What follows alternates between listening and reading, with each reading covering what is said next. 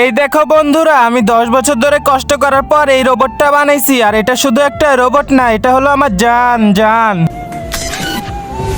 হাত ছড়া, সরস না কেন?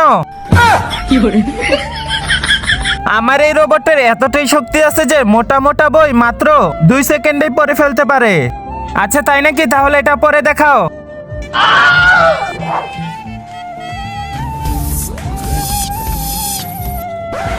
A for apple, B for ball, C for চিঠি। চল বেটা, হইছে, এখন দে, এই নাও তোমাদের বই।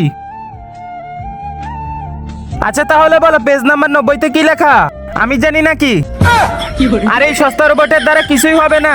আবে শালা, বেশি কথা বলিস না, নয়তো তোকে গুলি মেরে দিব।